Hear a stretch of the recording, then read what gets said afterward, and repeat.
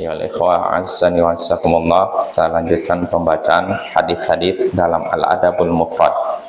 Berkata Imam Al-Bukhari rahimahullah, haddatsana Abu Nu'man qal haddatsana Abu Awanah an Ziyad bin Alaqah an Usamah bin Syariq qal kuntu 'inda an-nabiy sallallahu alaihi wasallam waja'atil a'rab nasun katsirun min hahuna wa hahuna fasakatan nasu la yatakallamuna ghairuhum faqalu ya Rasulullah a'alaina harajun fi kadza wa kadza fi asya'i min umurin nas la ba'sa biha faqala ya ibadallah wada'a Allahul haraj illa imra'an iqtaradam ra'an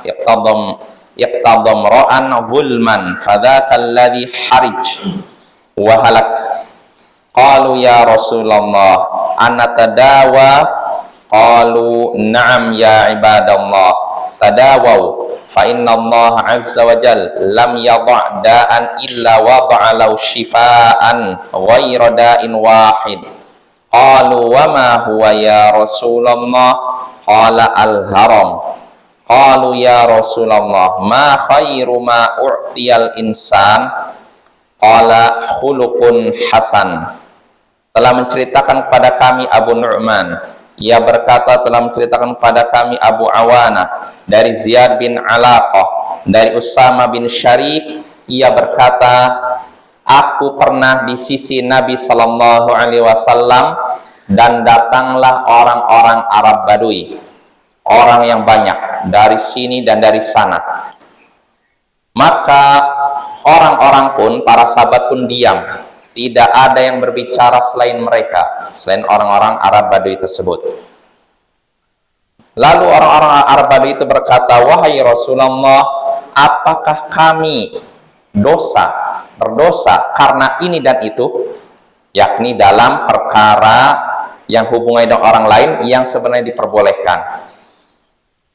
Maka Nabi Shallallahu Alaihi Wasallam pun bersabda, wahai hamba Allah, Allah sudah menghilangkan dosa, kesempitan, kecuali dari seseorang yang memakan sepotong daging manusia yang lain secara zalim.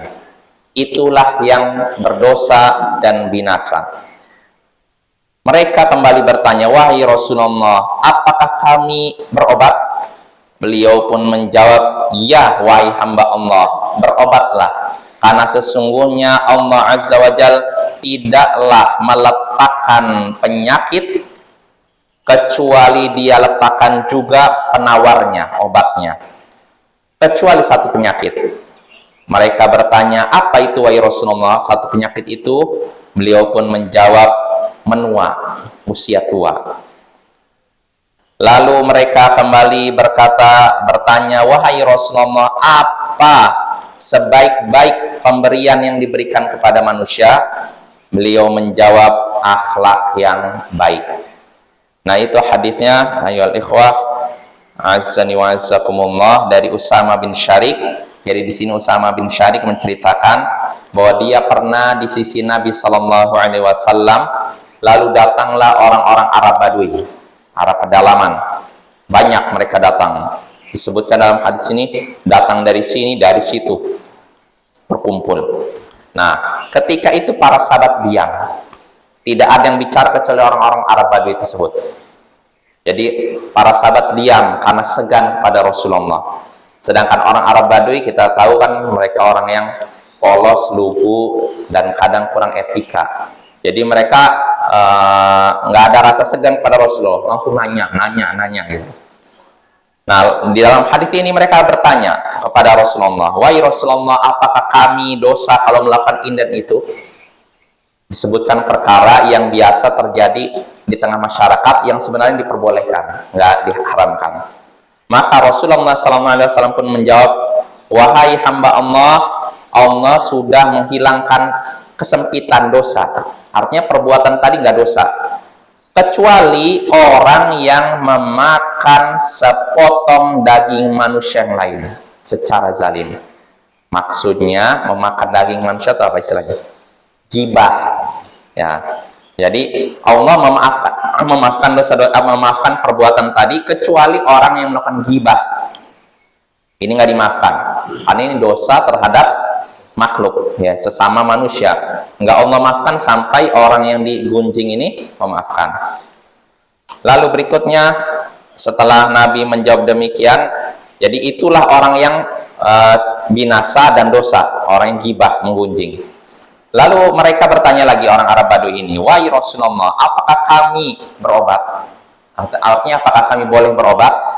Maka beliau menjawab, iya wahai hamba Allah, berobatlah.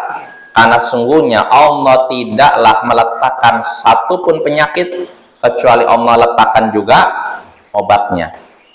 Jadi Allah tidaklah menurunkan, memunculkan satu penyakit kecuali Allah munculkan juga penawarnya, obatnya. Kecuali satu penyakit, kata Nabi, yang nggak ada obatnya, nggak ada penawarnya. Orang Arab Baduy itu bertanya, apa itu yang satu itu ya Rasulullah? Beliau menjawab apa? Penyakit tua. Ya, orang nggak bisa disembuhkan. Makin bertambah usia, makin tua ya, nggak bisa jadi muda lagi. Nah, di situ orang-orang Arab Baduy ini kembali bertanya, ini pertanyaan terakhir, wahai Rasulullah, apa sebaik-baik pemberian yang diberikan kepada manusia? Manusia punya pemberian dari Allah. Mana pemberian yang paling baik? Maka Nabi Sallallahu Alaihi Wasallam pun menjawab, khuluqun hasan, akhlak yang baik.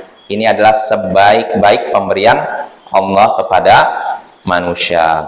Nah, dari hadis ini kita bisa mengambil beberapa pelajaran. Di antaranya pertama, penghormatan para sahabat kepada Nabi Sallallahu Alaihi Wasallam.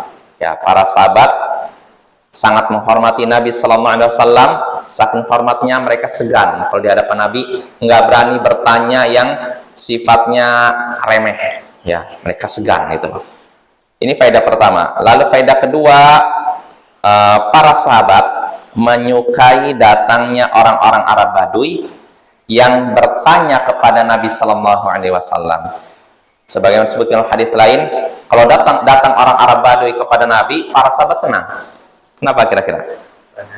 Karena pertanyaan aneh-aneh yang kalau ditanyakan para sahabat tentu mereka merasa segan, malu gitu.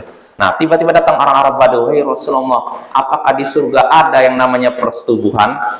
Pertanyaan kan unik kan? Nah, para sahabat suka ya, karena unik, aneh gitu. Lalu faedah berikutnya yang bisa kita petik dari hadis ini, tercelaknya atau bahayanya ghibah atau menggunjing. Karena itu dosa yang tidak akan Allah ampuni sampai orang yang digunjing memaafkan. Maka hati-hati Bapak ya, jangan sampai kita menggunjing siapapun saudara kita, karena itu nggak akan Allah maafkan sampai orang yang digunjing memaafkan. Lalu faedah berikutnya yang bisa kita petik dari hadis ini, diperbolehkan berobat. Sebab di sini orang-orang Arab Baduy bertanya kepada Nabi tentang hukum berobat. Beliau menjawab, apakah kami boleh berobat? Beliau menjawab, iya, berobatlah. Bahkan sebagian ulama ada yang menggunakan hadis ini untuk menyatakan bahwa berobat hukumnya wajib, bukan cuma boleh. Nah ini, karena apa? Di sini Nabi memberikan apa? Perintah. Dan hukum asal perintah apa? Wajib. Ya. Lalu faedah berikutnya yang bisa kita petik dari hadis ini juga, semua penyakit yang ada di muka bumi ada obatnya. Ya, ada obatnya kecuali satu. Penyakit apa? Tua, yang nggak akan bisa diobati ya. Ya. Apa? AIDS ada, ya cuma mungkin belum ditemukan. Pasti ada. Kita beriman kepada sabda Nabi ini, nggak mungkin beliau salah ya. Pasti ada. Penyakit apapun, penyakit yang mau kita anggap paling parah di dunia, pasti ada obatnya. Yang nggak ada cuma satu saja, penyakit menua. Lalu faedah terakhir yang bisa kita petik dari hadis ini, sebaik-baik pemberian Allah kepada hambanya yaitu akhlak baik ya. Wassallallahu ala nabiyyina Muhammadin wa ala alihi wa sahbihi ajma'in. Wa akhiru da'wana anil hamdulillahi rabbil alamin. Assalamualaikum warahmatullahi wabarakatuh.